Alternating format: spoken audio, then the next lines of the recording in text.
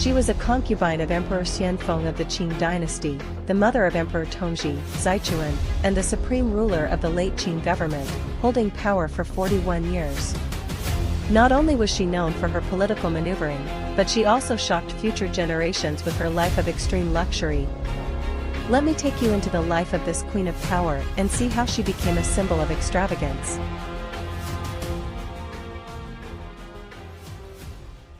Cixi's diet was at a pinnacle level of indulgence.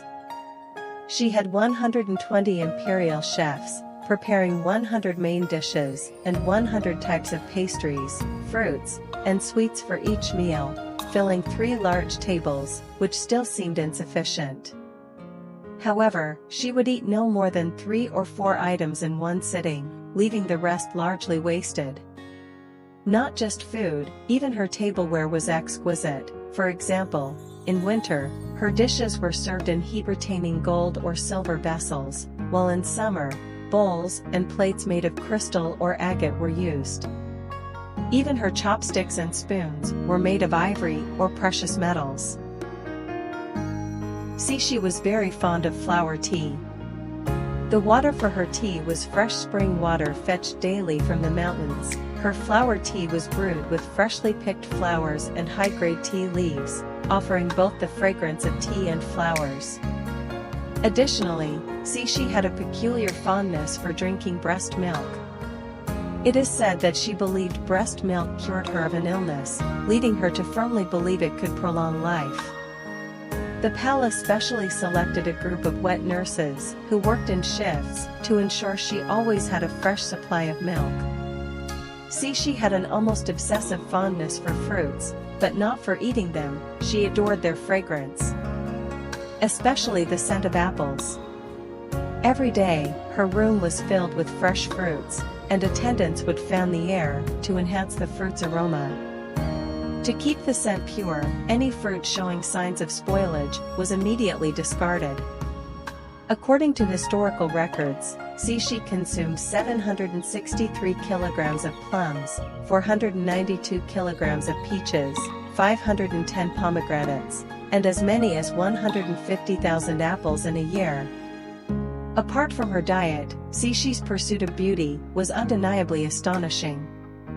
Her cosmetics were custom-made, such as rouge crafted from several hundred pounds of roses, distilled down to just 20 pounds of petals through meticulous processing. Her wardrobe was breathtaking, with over 2,000 garments, hundreds of pairs of shoes, and countless pieces of gold and silver jewelry. Whenever she traveled by train, an entire carriage was dedicated solely to transporting her clothing. Her lady-in-waiting, Yu Deliang, remarked, "The richness and splendor of these garments dazzled the eye, so beautiful that it was impossible to discern every detail." When it came to bathing, Cixi was even more particular. For each bath, 2 tubs were prepared, one for her upper body and one for her lower body, and they could not be interchanged. Her bathwater was infused with the finest spices and fragrances, with 100 towels prepared and 4 palace maids assisting her. Throughout the process, the bathwater had to remain pristine, and towels once used could never re-enter the tub. Once a towel was used, it was discarded, requiring 50 to 60 towels just for her upper body. Her residence also reflected unparalleled luxury.